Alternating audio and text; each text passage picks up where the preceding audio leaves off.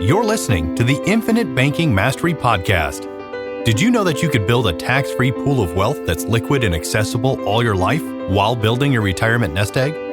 Gain full control of your financial future and stop relying on the government and banks. The wealthy have already discovered this wealth-building secret. Now it's your turn to get financially secure without following the conventional wisdom that keeps you in debt to banks. Now here's your host, Valerie LaRocque. Well, hello everyone. Welcome back to the podcast. Thank you so much for listening in. Today I wanted to cover the topic of long-term care. I know this is a confusing topic for a lot of people that I've spoken to. They sometimes get it confused with long-term disability. And I wanted to just cover it so you have an understanding of what it actually is and how it does play into your overall plan and your infinite banking plan, your retirement plan. So I wanted to get into that and describe a little bit more about what this coverage even is. And so this coverage usually is something that you would acquire in your older years, in your elderly years. Or I wouldn't say acquire it in your elderly years. I would say it normally is something that would pay you in your elderly years. You do want to acquire it before you're elderly, as it is just more and more expensive the older you get, and also harder to qualify for the older that you get.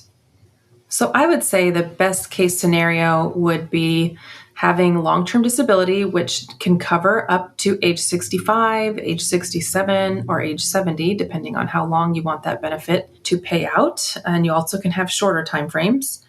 But then at that time, that long-term disability will go away because it's only meant to replace your income while you are earning an income during your working years. Long-term care then kicks in if you have that coverage. It will kick in your elderly years if you come to a time when you have a hard time doing things, if you become really sick and hurt and are unable to do what is called the activities of daily living. So the long-term care coverage will normally kick in, or you would qualify for that benefit if you were unable to perform 2 out of the 6 activities of daily living. And so it's different than long-term disability because with long-term disability, simply you need a doctor who can say, you're not able to work right now. You are too sick or too hurt to work. And then you would be able to get your disability benefit to kick in and start paying you benefits. Long-term disability needs clarification that you are unable to do 2 out of these 6 activities of daily living. So I'm going to cover those 6. The first one is transferring. So are you able to walk, sit, stand, lie down, get up, climb stairs, things like that? It's looking at just transferring from one place to the next. Bathing is one of the activities of daily living. Toileting, which is the whole process of using the bathroom. Continence, which is bladder or bowel control. Dressing yourself, getting yourself ready for the day. And feeding. This is the actual process of eating rather than cooking the meal and preparing the meal for yourself. So now these things are just considered basic activities of living independently.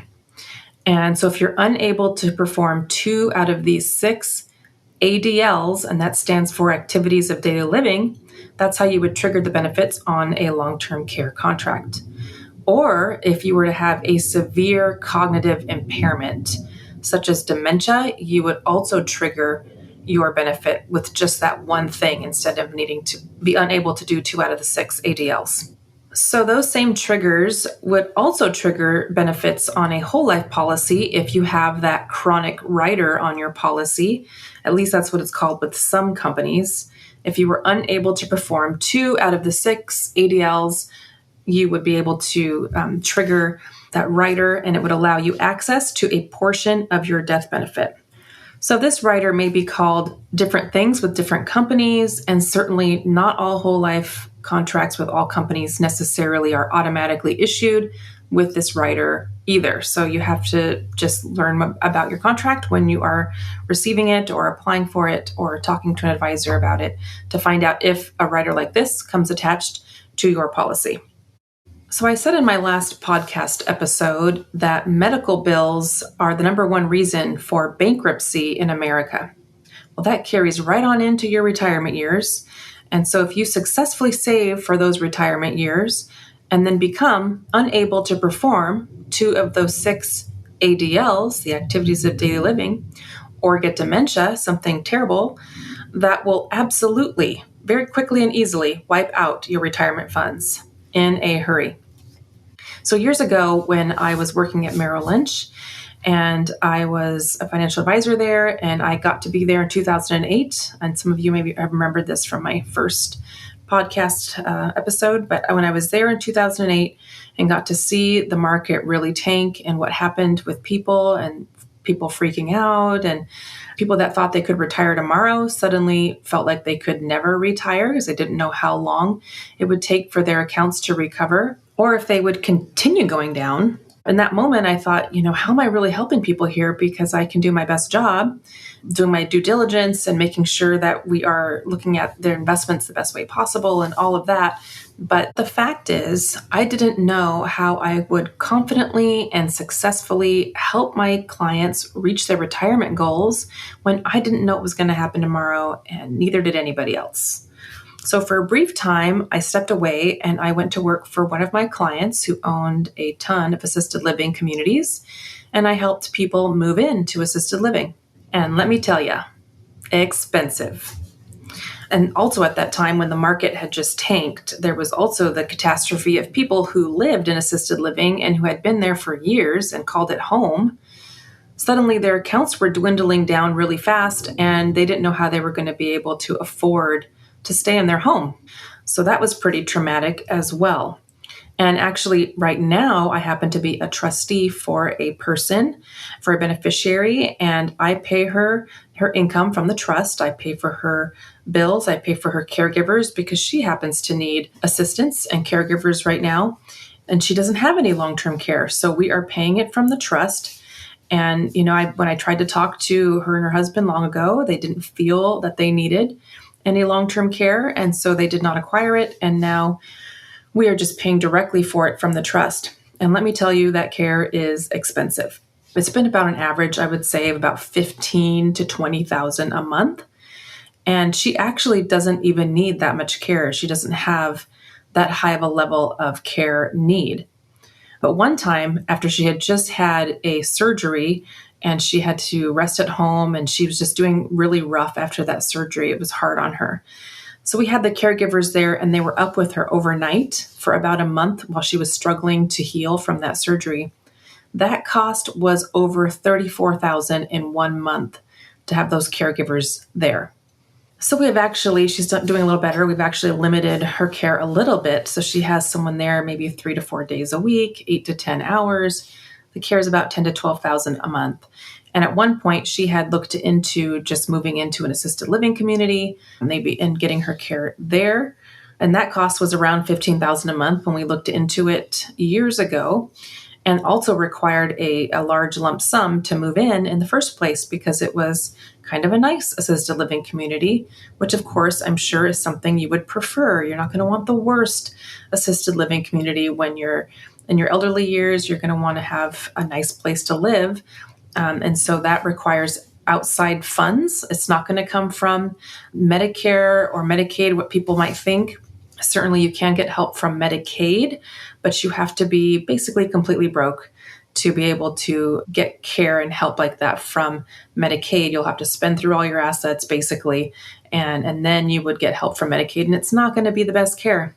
And if you end up having to go to an assisted living type community or skilled nursing facility and you're on Medicaid, it's not going to be great. You're going to really wish you had outside funds to help fund a better location for you.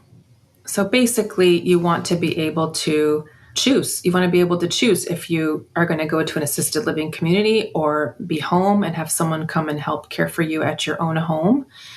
You just want to be able to make that choice.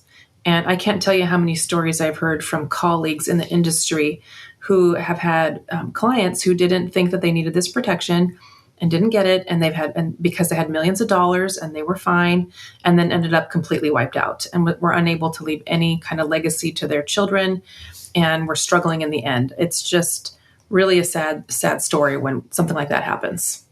So I'm here to help you think about this. Like, just have you ever thought about it? Have you ever thought about how much you would need to self-fund your care? What if you were to need this kind of care? What is your solution? You may think it will never happen to you, but what if it does? Are you prepared if it does? What's your plan? I mean, do you plan to just move in with your kids? This is a plan a lot of people have. Sometimes they're working. Like, another story from the assisted living communities when I was there, people would bring in their parents and the parents didn't want to come and they felt unloved and they were upset. But these parents sometimes were 90, 95, in their 80s, late 80s, and their children were in their 60s and still working. And some of these soon-to-be residents couldn't take care of themselves. They needed help. They needed help with some of those activities of daily living that I went over. So they needed someone to be there with them all day. Or some dementia patients would wander off. They'd wander off sometimes without clothes into the middle of the road. And so the kids were concerned, and if they're still working, they can't be there to be the eyes and arms and hands for their parents to help them so constantly with their needs.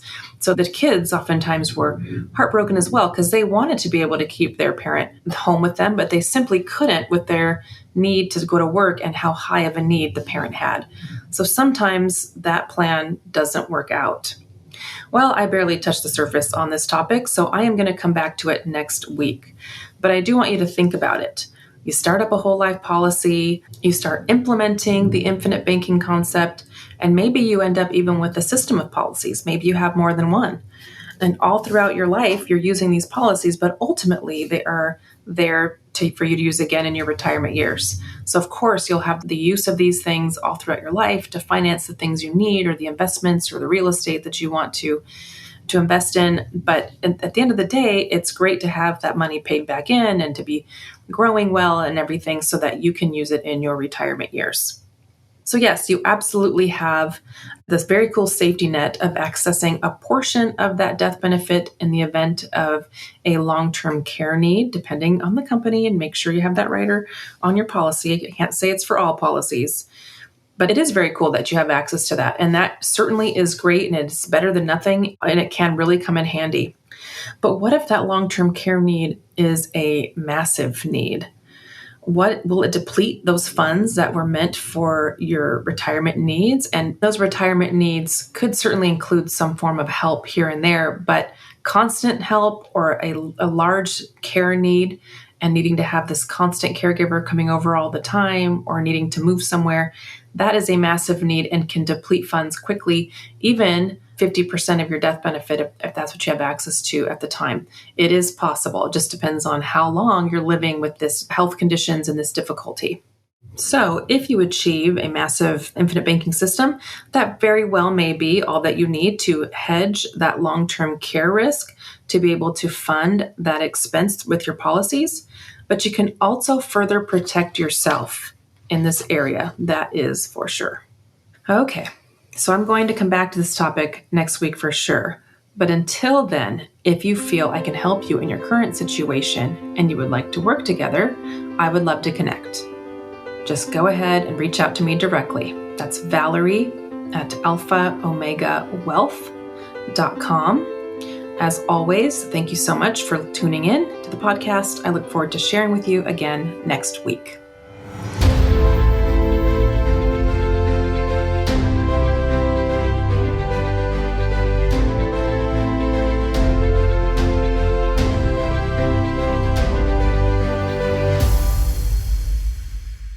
This is thepodcastfactory.com.